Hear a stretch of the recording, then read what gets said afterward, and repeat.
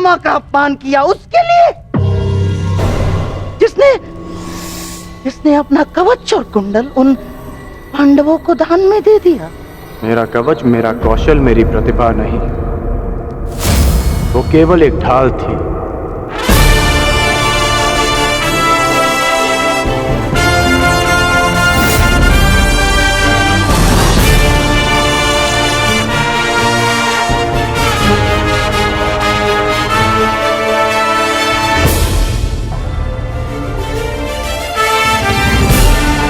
और दुर्योधन की ढाल मैं हूं, मेरी मित्रता है।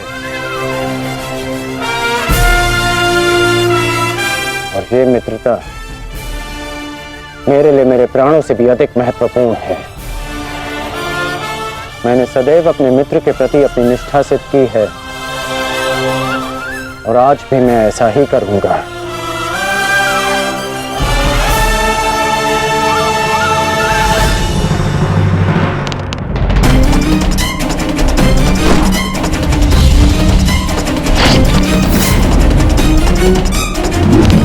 कुरुक्षेत्र में तुम्हारे विरुद्ध खड़ा प्रत्येक योद्धा तुम्हारा शत्रु है पार्थ, जिसका तुम्हें वध करना है। ये धर्म युद्ध उनके विरुद्ध जिन्होंने अधर्म किया। अन्यथा आज तुम भीष्म से भयभीत। भूल गए लक्षाग्रह, कल तुम कर्ण से हो। भूल गए वो द्यूत सभा। परसों तुम ये कहोगे कि मैं आचार्य द्रोण का सामना कैसे करूं। भूल गए मेरा चीरहरण करने का प्रयास। यदि ऐसा ही रहा तो कैसे पूर्ण करोगे अपने साथ हुए अन्याय का प्रतिकार? कैसे लोगे पांचाली के अपमान का प्रतिशोध? कुरुक्षेत्र में उनके विरुद्ध जिन्होंने अधर्म का प्रतिशोध।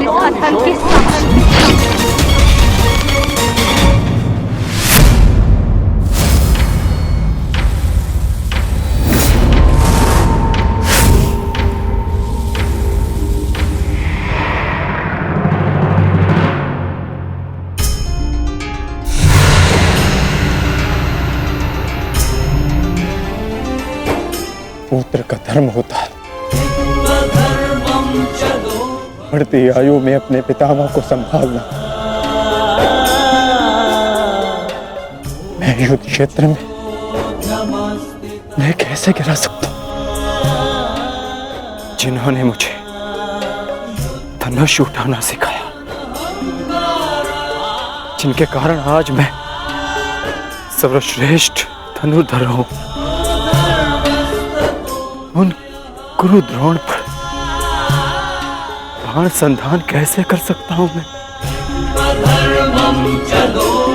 जीवन में पहली बार आज मेरे हाथ कांप रहे हैं। अर्थात ये सब ठीक नहीं, ये सब ठीक नहीं।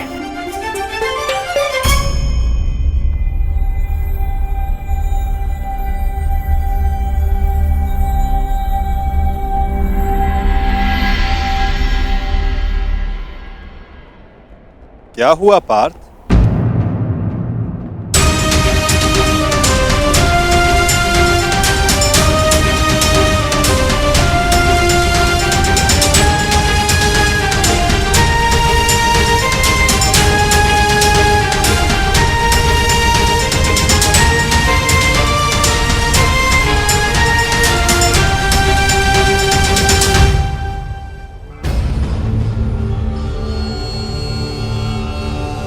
जो अपने दृढ़ संकल्प और अचूक लक्ष्य भेदन के लिए जाना जाता है, जो केवल शब्द सुनकर उसका लक्ष्य भेद कर सकता है, आज वही अर्जुन विचलित है या उसके बाण विचलित है?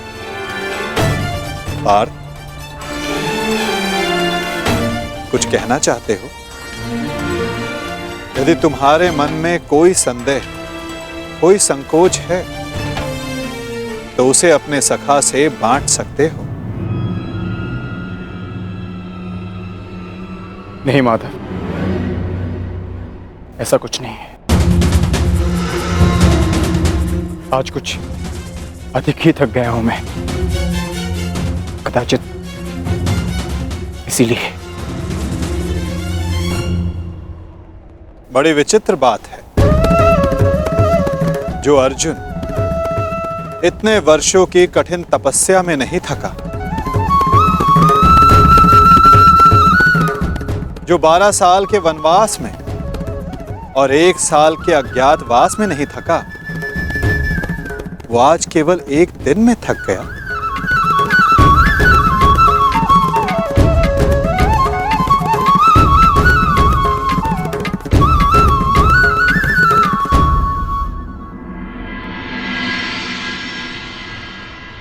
कोई बात नहीं पार्थ, असाधारण मनुष्यों के जीवन में विचित्र कथाएं होती ही रहती हैं।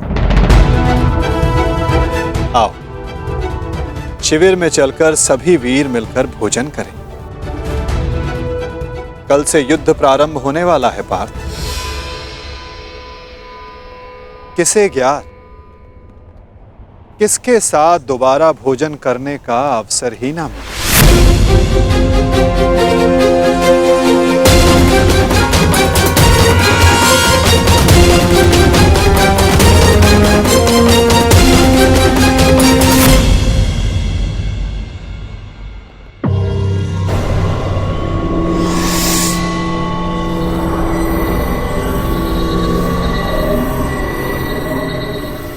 हम सबको यहाँ पे क्यों बुलाया गया है मामा श्री? क्या? मुझे तो लगा कि तुमने हम सबको यहाँ एकत्रित होने का आदेश दिया है।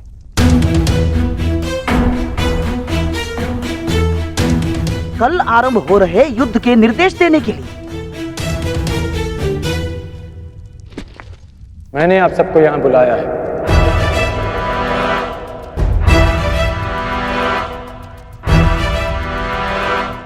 पधारने के लिए धन्यवाद। परंतु तुमने हमें यहाँ क्यों आमंत्रित किया है कर्ण? बताता हूं मित्र,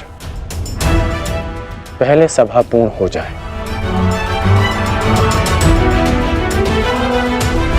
अभी एक योद्धा का आना शेष है।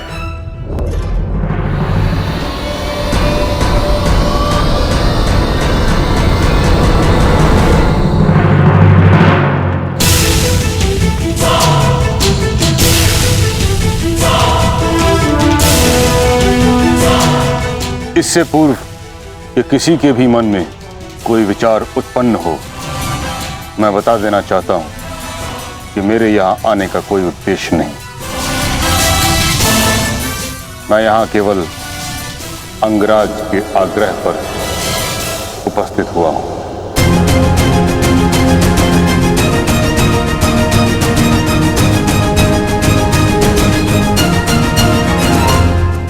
कर्ण, मैं जानना चाहता हूं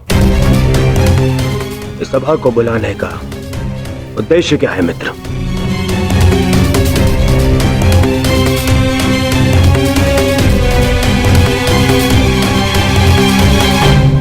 उद्देश्य है युद्ध में विजय।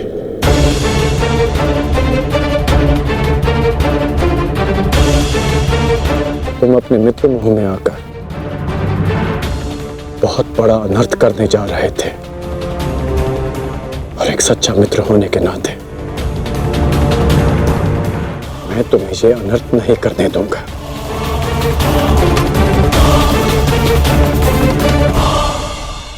मैं राधेकर्ण आप सबके समक्ष एक प्रस्ताव रखता हूं कि गंगा पुत्र महामहिम भीष्म को फिर से कौरव सेना का सेनापति नियुक्त किया जाए।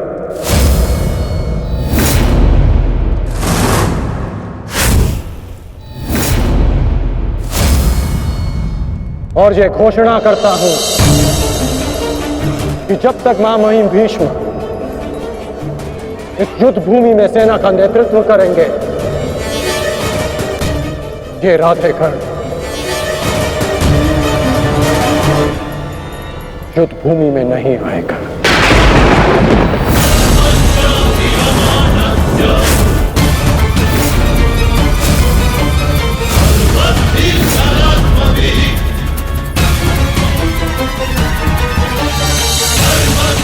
ये तुम क्या कह रहे हो मित्र? मुझे इस युद्ध में तुम्हारी अपने मित्र की ही सबसे अधिक आवश्यकता है। महामहिम से भी अधिक? नहीं मित्र, तुम भूल कर रहे हो। कवच खोया योद्धा हूं और महामहिम हस्तिनापुर के कवच हैं। तुम्हें मुझसे अधिक आवश्यकता उनकी है।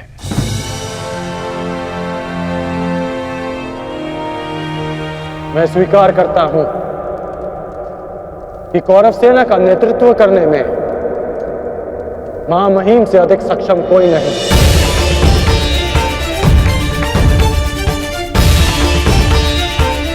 मैं भी नहीं।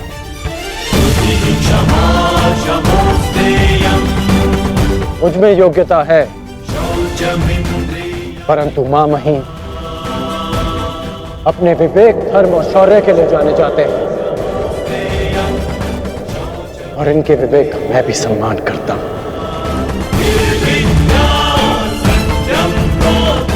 यदि महामहिम मुझे युद्ध से दूर रखना चाहते हैं तो अवश्य इसके पीछे कोई महत्वपूर्ण कारण होगा जिसमें सबका हित होगा। मैं ये सब इसलिए कर रहा हूं क्योंकि मैं तुम्हें हस्तिनापुर के सिंहासन पर देखना चाहता हूं और मेरा लक्ष्य पूर्ण करने के लिए मैं ऐसे 1000 स्वप्न का बलिदान दे सकता हूं।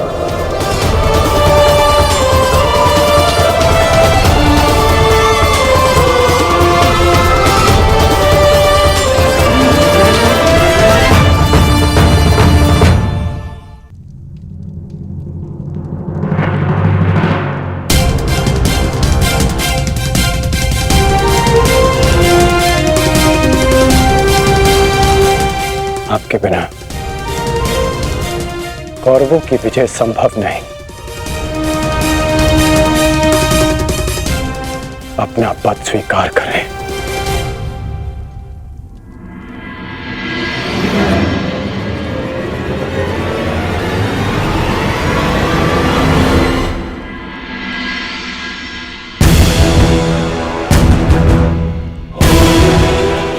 हर हर महादेव, हर हर महादेव, हर हर महादेव।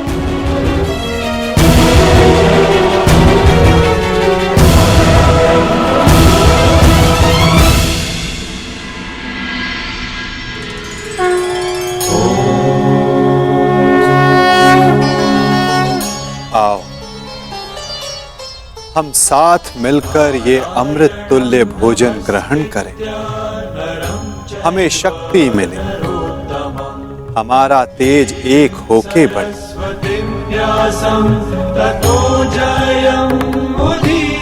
हमारा ज्ञान बढ़े, हमारे मध्य कोई विष न फैले, फैले तो केवल हमारा यश।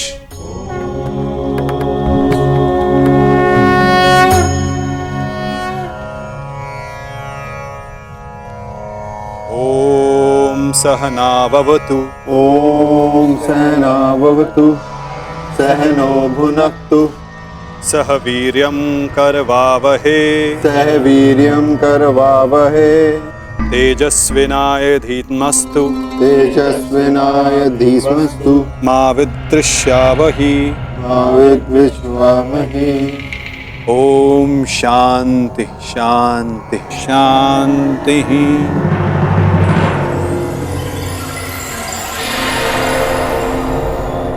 आओ भोजन प्रारंभ करें।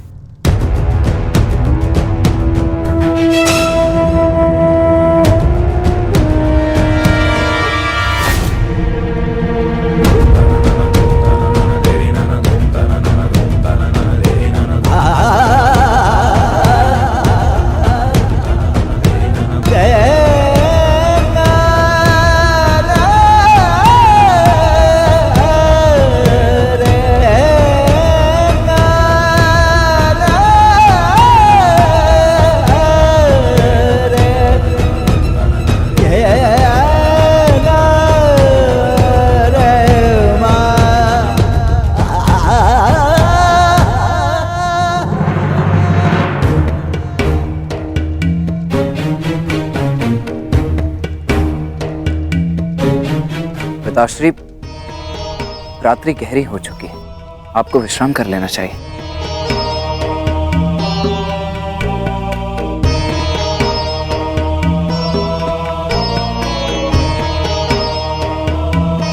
विश्राम की आवश्यकता तो तुम्हें है पुत्र।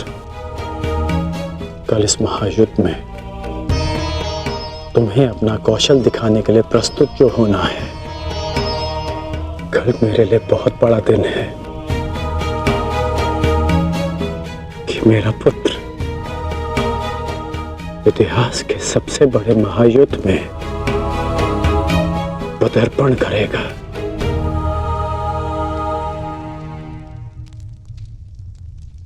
मुझे गर्व है तुम पर।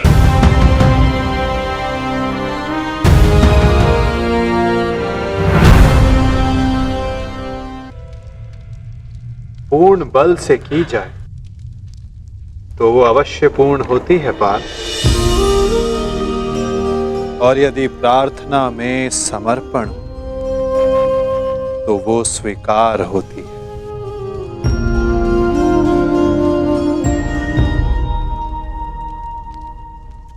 मैं आप सबके समक्ष एक घोषणा करना चाहता हूं।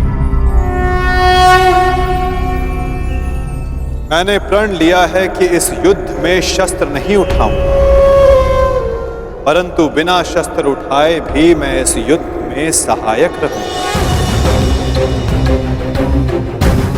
मैं वासुदेव कृष्ण ये घोषणा करता हूं कि इस महायुद्ध में मैं उस योद्धा का मार्गदर्शन करूंगा जिसे इस युद्ध की दिशा निर्धारित करनी है। ये युद्ध एक यात्रा है और इस युद्ध की यात्रा में मैं अर्जुन का सहयात्री बनूंगा। मेरे हाथ इस युद्ध में अस्त्र भले ही न थामे, परंतु अर्जुन के रथ के अश्वों की रास से अवश्य थामेंगे। मैं इस महायुद्ध महारथी अर्जुन के सारथी की भूमिका निभाऊंगा।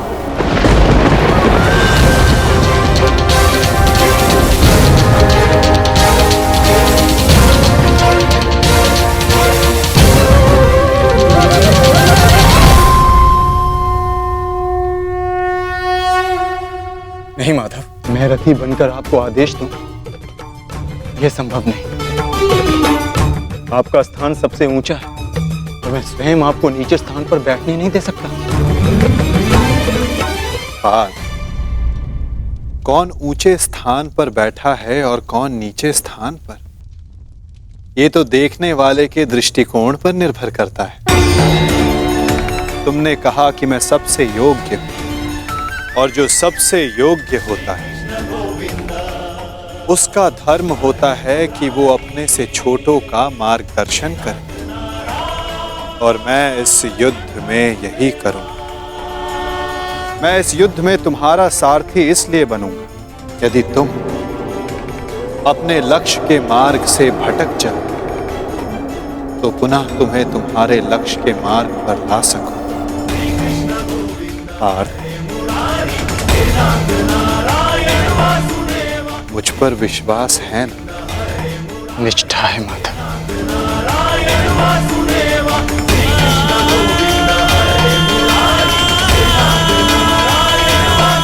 आज मैं धन्य हो गया जिसके सारथी आप हो।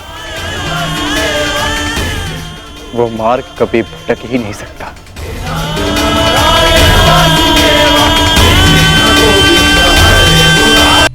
पिताश्री, मैं जाने से पूर्व आपको एक वचन देना चाहता हूं। वचन कि आपका गर्व बढ़ेगा और सर नीचा होगा उन लोगों का जिन्होंने आपको इस युद्ध में प्रवेश करने से रोका। मैं आपकी तुलना करने में भले ही समर्थ नहीं, परंतु शत्रु मेरी तुलना आपसे अवश्य करेंगे पिताश्री। वचन देता हूं पिताश्री की वृषसेन के धनुष से निकले हर एक बाण पर अंगराज कर्ण के कौशल का चिन्ह होगा। मेरे हर एक प्रहार पर आपके परिवर्तन की छाप होगी पिताश्री।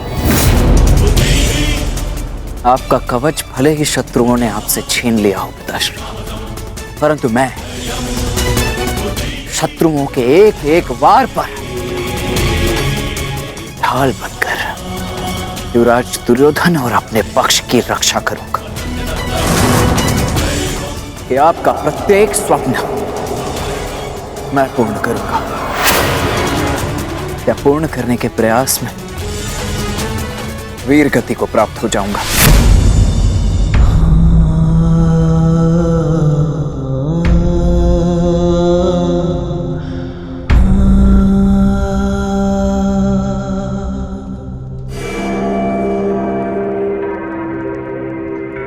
द्रोण शिष्य अर्जुन,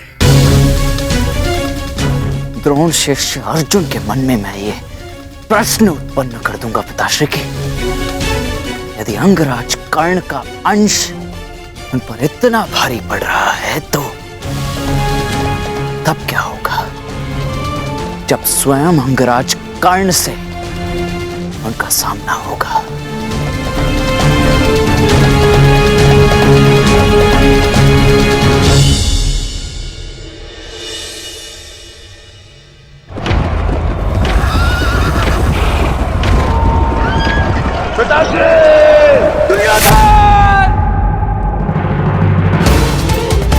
महाराज, महाराज, क्या हुआ महाराज? आप ठीक तो है ना? क्या आपने कोई दुस्वप्न देखा है? हाँ, क्योंकि कदाचित दुस्वप्न देखना मेरा प्रारब्ध हो गया है। परंतु संजय, तुम इस समय यहां कैसे? महाराज, महर्षि वेदव्यास जी पधारे हुए हैं आपसे मिलने के लिए, वही समाचार लेकर आया था। किंतु ऐसी स्थिति में मिलना क्या उचित होगा महाराज? महर्षि,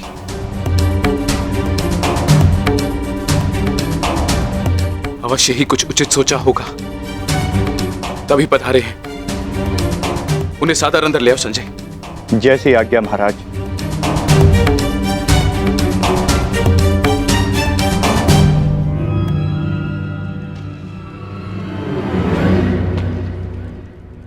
प्रणिपात महाराज। आप महर्षि हैं, मेरे नियोगी पिता भी। इस प्रकार प्रणिपात करके और मुझे महाराज कहकर मुझे लज्जित ना करिए। आइए, आपका स्वागत है। आइए, आइए। मैं यहां अपने नियोगी पुत्र से मिलने नहीं, अपितु हस्तिनापुर नरेश को चेताने आया हूं।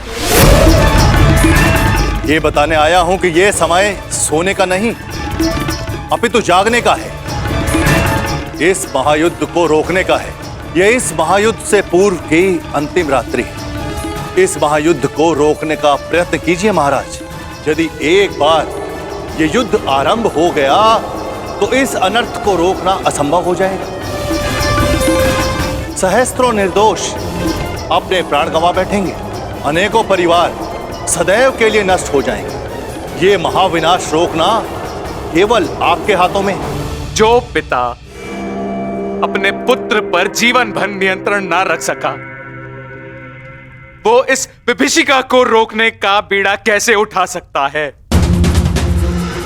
यह युद्ध निश्चित है महर्षि। इस युद्ध को रोक पाना हम मेरे बस की बात नहीं।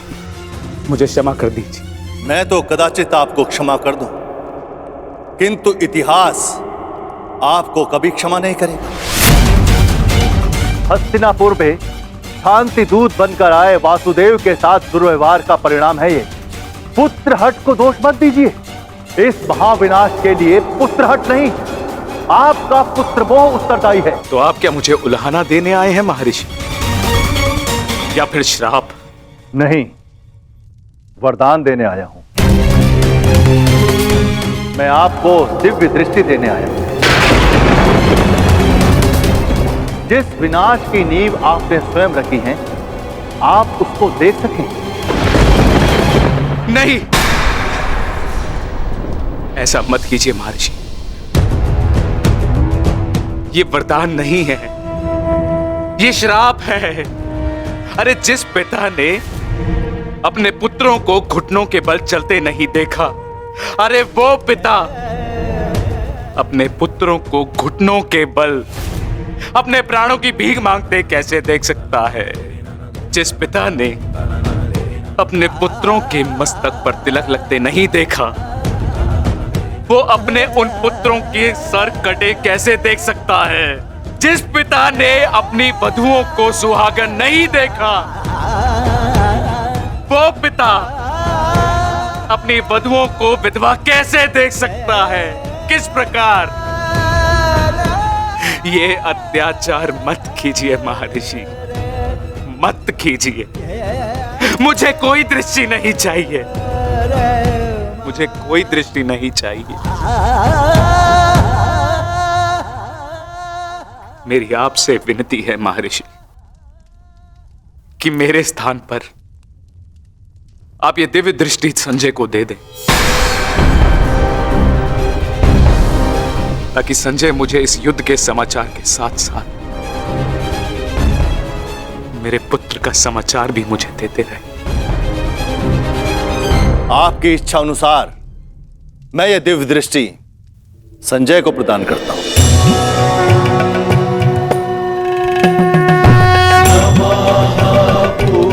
पुराणकाराय व्यासाय जयकारिणे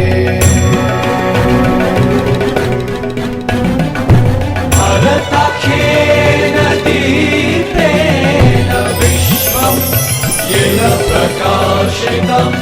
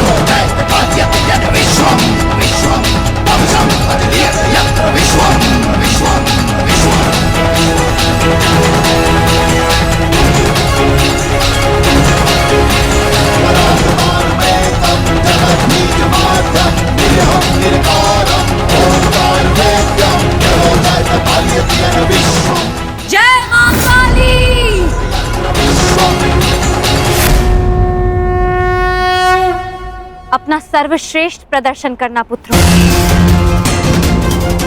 अपने पिताओं की प्रतिज्ञा को स्मरण रखना और अपनी माता के अपमान को मत भूलना।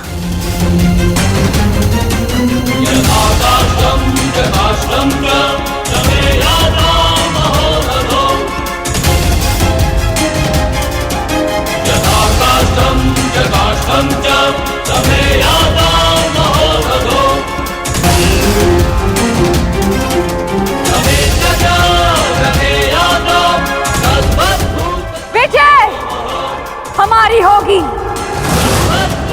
हर हर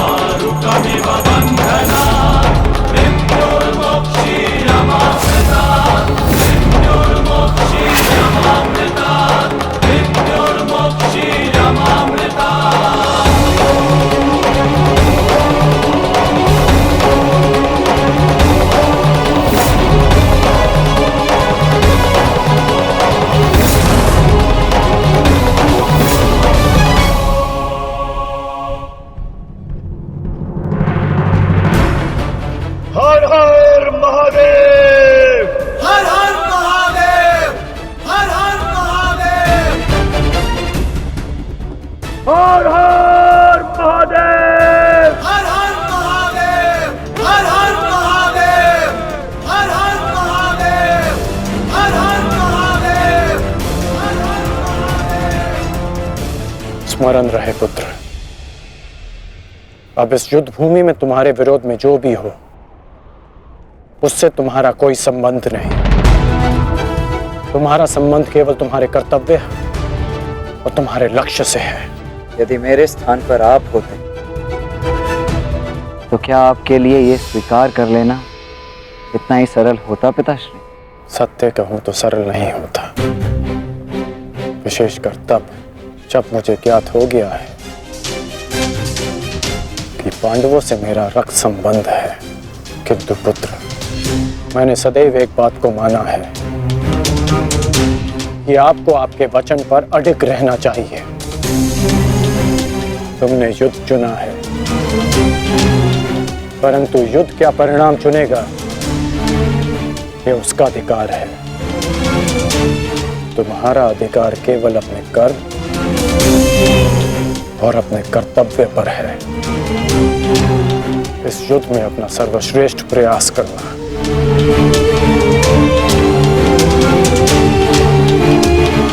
कल्याण हो तुम्हारा।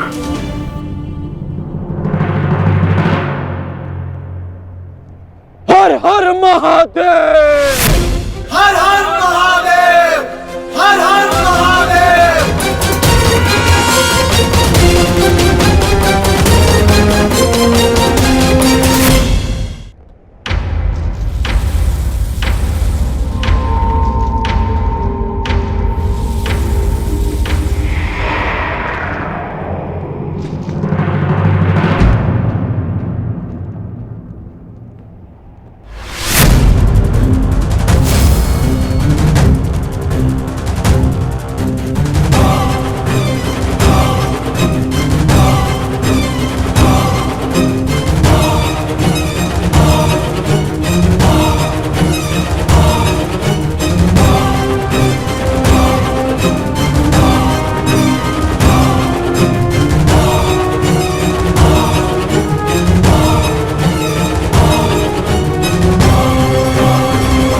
मुझे तुम्हारी प्रतीक्षा रहेगी मित्र,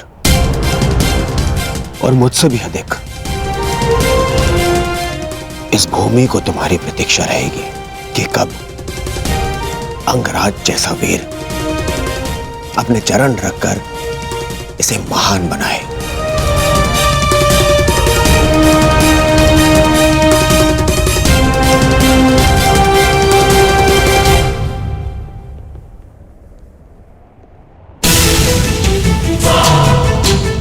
सुरक्षित रहना।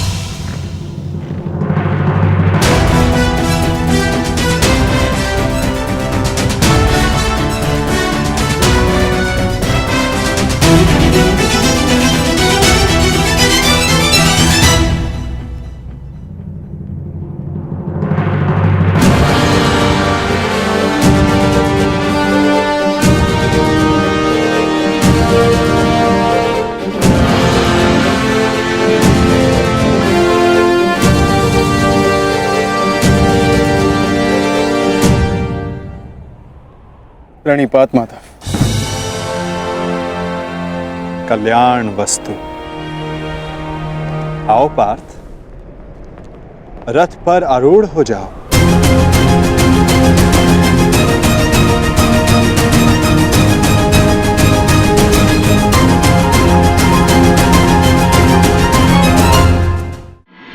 मैं कुंती पुत्र अर्जुन, पवन पुत्र, ज्येष्ठ भ्राताश्री, महाबली हनुमान का आवाहन करता हूँ।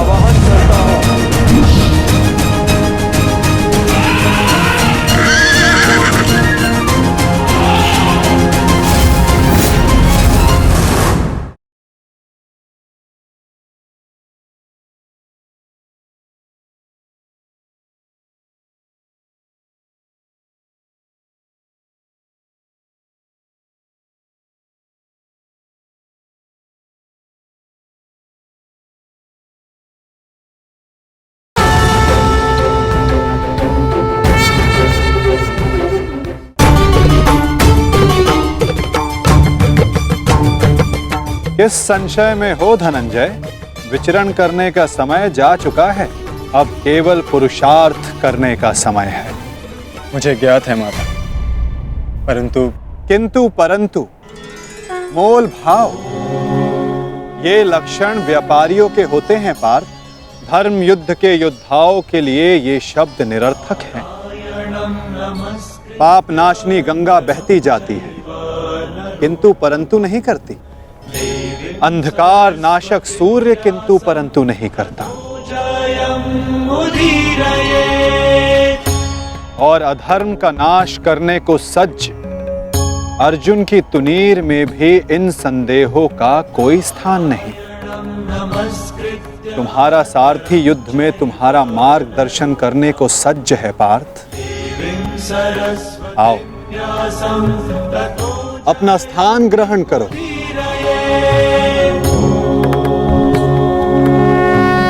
कुरुक्षेत्र की युद्ध भूमि तुम्हें पुकार रही है पार्थ। मुझ पर विश्वास रखो। आपसे अधिक विश्वास तो मुझे स्वयं पर भी नहीं है माधव। और मेरे लिए महत्वपूर्ण ये है कि तुम स्वयं पर विश्वास रखो।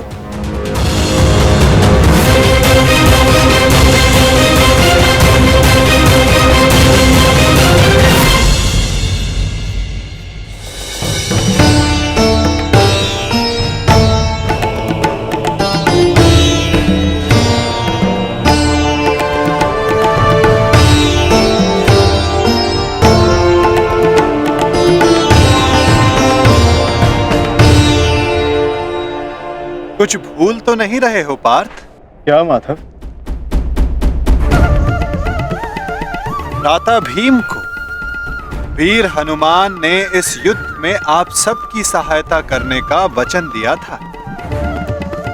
उनका साथ आप सबको साहस, शक्ति और निडरता देगा। बजरंग बली का आवाहन करो पार्थ।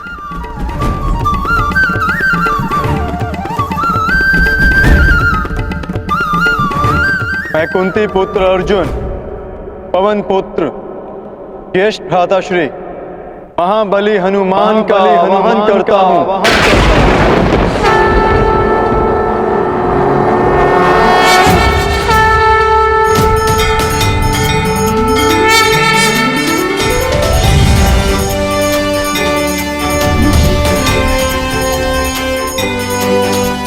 हे महाबली हनुमान, मेरे रथ के ध्वज पर विराजमान हुई। अंजनी गर्भ संभूता कपिंद्र सचिवोत्तम, अंजनी गर्भ संभूता कपिंद्र सचिवोत्तम, राम प्रिय नमस्तुभ्यं। बजरंग बली पधार गए।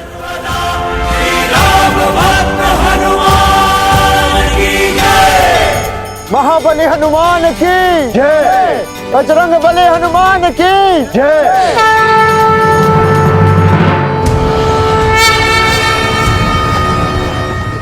युद्ध का पहला दिन।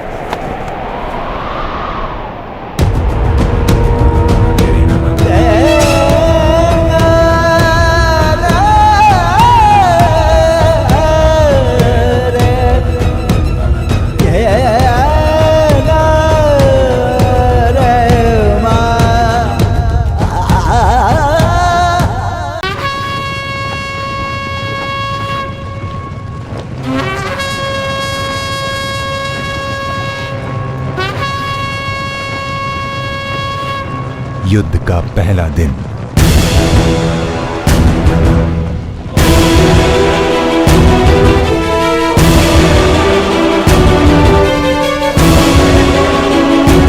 युद्ध प्रारंभ करने की आज्ञा है धर्मराज।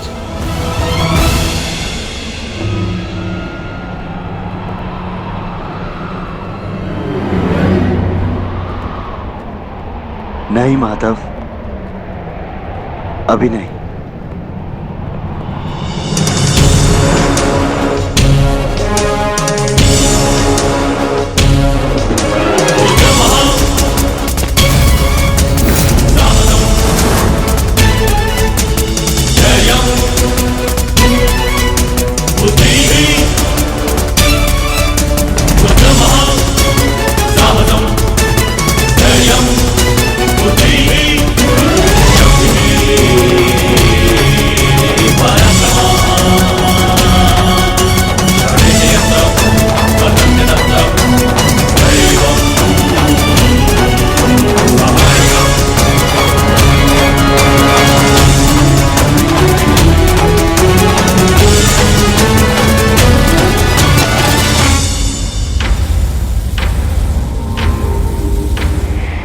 ज्येष्ठ, ये युधिष्ठिर हमारे समक्ष क्यों खड़ा है? अरे भयभीत है वो।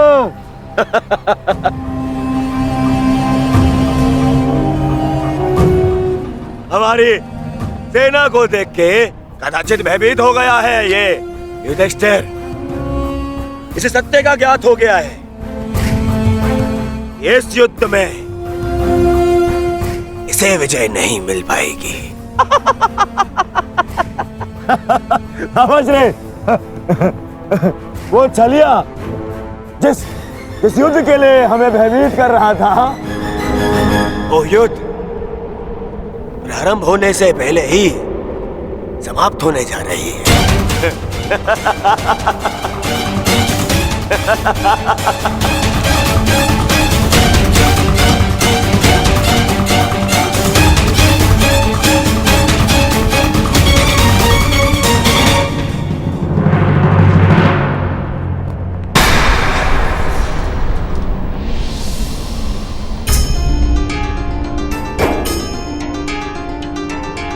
प्रणिपात पितामह,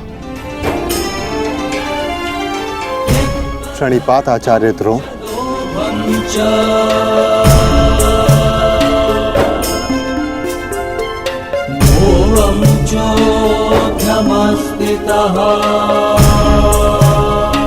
और उन सबको भी प्रणिपात जो आयु में, ज्ञान में, अनुभव में मुझसे बड़े। और मैं उन सबका अभिनंदन करता हूं जो एक योद्धा होने का कर्तव्य निभाने के लिए इस कुरुक्षेत्र में पधारे हैं। मैंने सदैव अपने बड़ों से सीखा है कि कोई भी कार्य आरंभ करने से पूर्व बड़ों का आशीर्वाद अनिवार्य है। और मैं अपने सभी भ्राताओं की ओर से पितामह आचार्य द्रोण के साथ सभी बड़ों से आशीर्वाद देने की प्रार्थना करता हूं।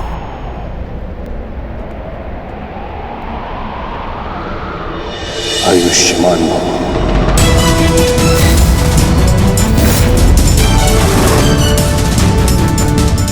तुम्हें अपने पराक्रम का फल प्राप्त हो युधिष्ठिर।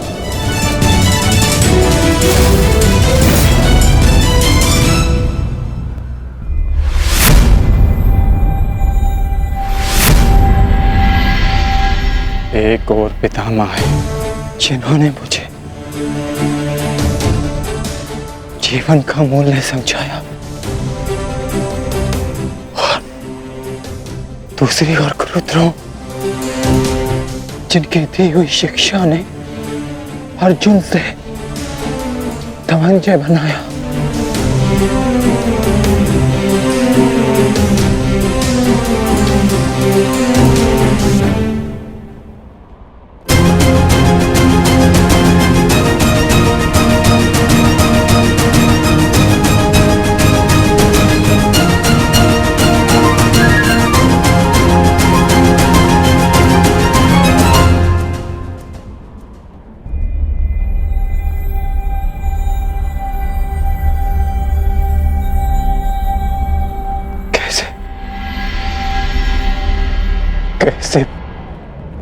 कैसे प्रहार कर पाऊंगा मैं इन पर?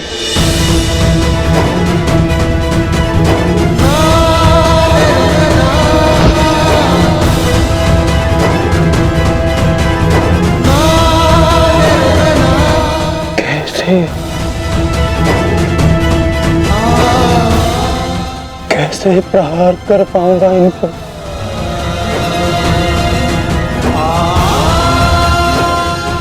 कैसे?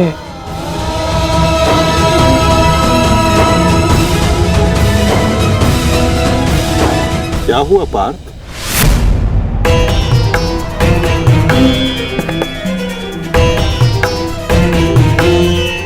मेरी आपसे विनती है माधव,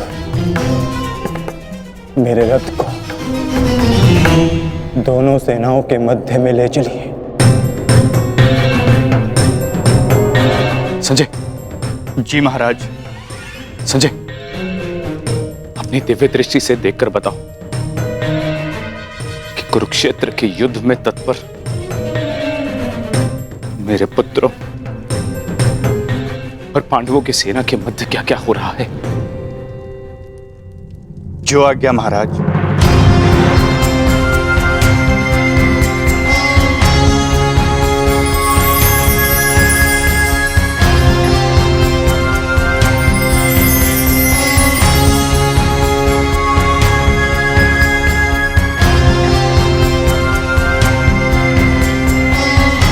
गांडीवधारी राजकुमार अर्जुन के सारथी बने वासुदेव श्री कृष्ण से राजकुमार अर्जुन रथ को दोनों सेनाओं के मध्य में ले जाने की आग्रह कर रहे हैं महाराज।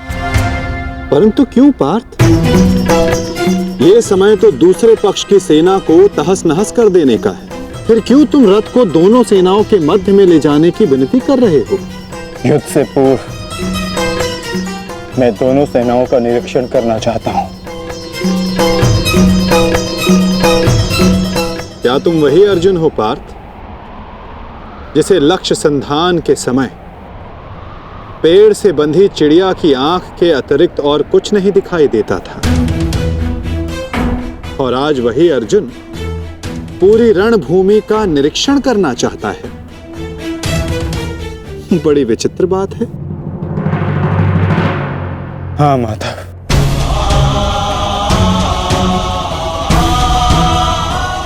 वो चिड़िया काष्ठ की बनी थी, परंतु जिनसे मैं युद्ध करने वाला हूं वो रक्त, अस्थि और मांस से बने मनुष्य हैं।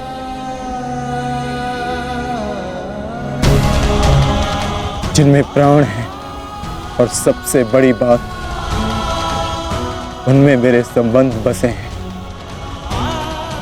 युद्ध आरंभ होने से पूर्व मैं ये देख लेना चाहता हूं कि किसके वध से धर्म की स्थापना होगी और किसकी मृत्यु से मन में अधर्म का अनुभव होगा। और इस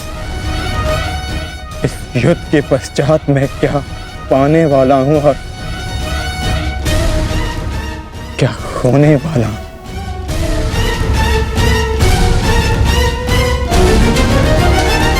तुम एक योद्धा हो अर्जुन, और तुम यहां अधर्म का बलिदान लेने आए हो, या स्वयं को धर्म पर बलिदान देने के लिए? और एक बलिदानी क्या पाएगा क्या खोएगा, उसकी गणना नहीं करता। बात मेरे बलिदान की नहीं है माधव। इस युद्ध में सहस्त्रों के प्राण दांव पर लगे हैं,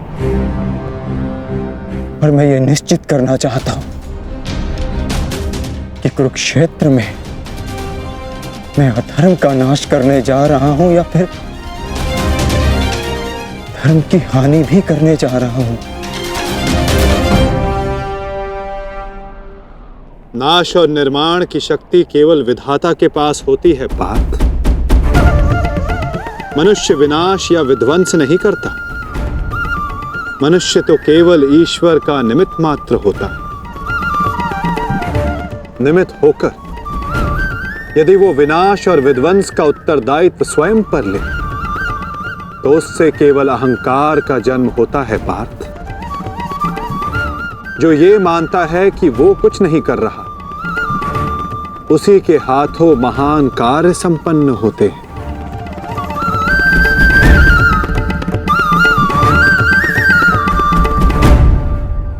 परंतु मैं तुम्हारी कामना अवश्य पूर्ण करूंगा पार्थ, क्योंकि बलिदान भी एक प्रकार का दान होता है, और जिस दान को देने से पूर्व हाथ कांपे वो दान फलदायी नहीं होता।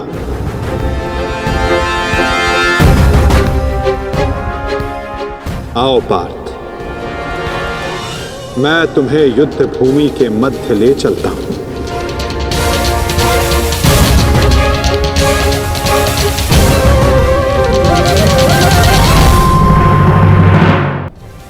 आओ पार्थ, मैं तुम्हें युद्ध भूमि के मध्य ले चलता हूं।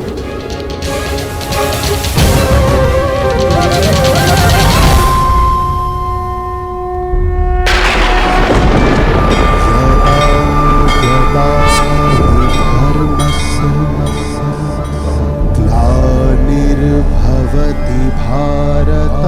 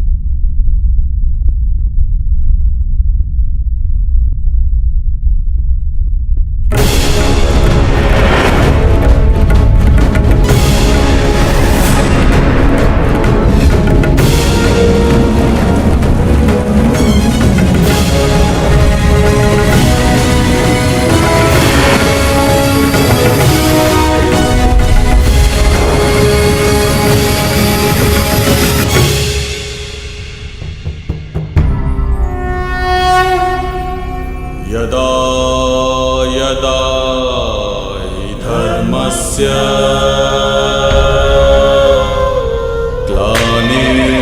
ग्लानिर्भवति भारत अभ्युत्थानं धर्मस्य तदात्मानं सृजाम्यहम्। जिस प्रकार तुम कर्तव्य और कर्म के मध्य खड़े हो, उसी प्रकार तुम अब दोनों सेनाओं के मध्य खड़े हो पार्थ।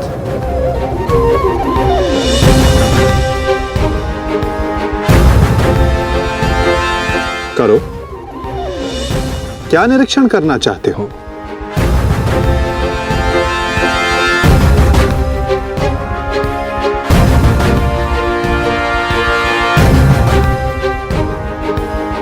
क्या हुआ पार्थ? ऐसा कौन सा भाव है जो तुम्हारे मन को विचलित कर रहा है? ऐसा कौन सा प्रश्न है जिसका उत्तर तुम्हें नहीं मिल रहा? यदि पूछोगे नहीं तो उसका समाधान कैसे पाओगे पार्थ? मैं जानता हूं तुम यही सोच रहे हो ना कि क्या यह युद्ध अनिवार्य है? क्या इतने योद्धाओं का वध, इतने जनों की हानि अनिवार्य है? क्या ये सब कल्याण के लिए है भी या नहीं? है ना पार्थ? यही विचार मेरे मन को विचलित किए जा रहे हैं माधव। क्या वास्तविकता में यह युद्ध अनिवार्य है? क्या राज्य, धारा, संपत्ति, ये सब पाने के लिए अपनों का वध करना धर्म है? क्या एक योद्धा का यही कर्तव्य है? बताइए, उत्तर दीजिए माधव।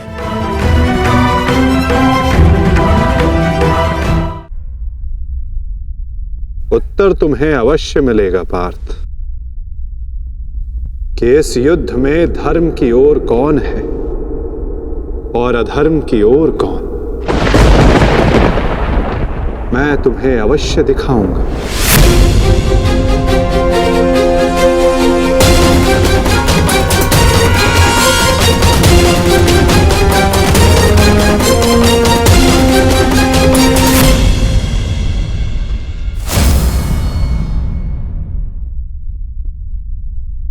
ये है वो हस्तिनापुर युवराज दुर्योधन जिसे रक्त रंजित करने की कल्पना मात्र से तुम्हारा मन डोल रहा है पार्थ। ये वही युवराज दुर्योधन है जिसकी कुदृष्टि सदा तुम्हारे परिवार पर डोलती आई है पार्थ। स्मरण है पार्थ? ये वही है जिसने पांचाली को भरी सभा में वैश्या सिद्ध करके अपनी जंघा पर बैठने का निमंत्रण दिया था। ओ दासी द्रौपदी, आकर मेरी जंघा में बैठो। कैसे पवित्र याज्ञ सैनी को भरी सभा में इसने मलिन करने का प्रयास किया था। वस्त्र हरण करो इस दासी द्रौपदी का।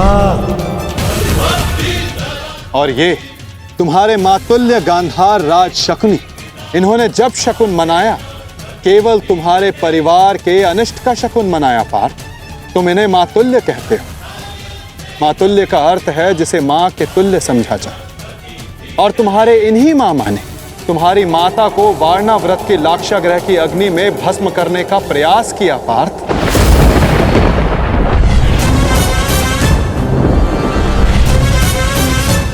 और वो जो ऊंची दृष्टि करके खड़ा मध्यांध दुशासन, स्मरण करो पार्थ,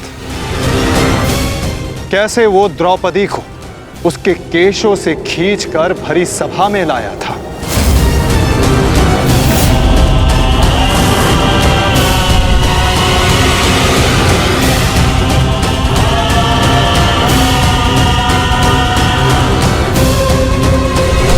कैसे याज्ञ सैनी को भरी सभा में निर्वस्त्र करने का प्रयास किया था इसने।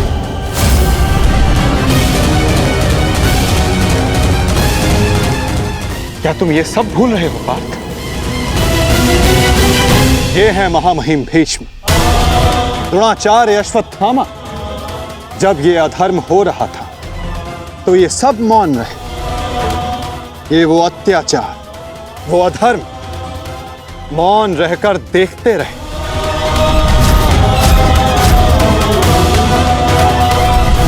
स्मरण करो वो वनवास, वो अज्ञातवास जिसने तुम्हें तुम्हारा पौरुष त्याग कर बेहनल्ला बनने को विवश किया।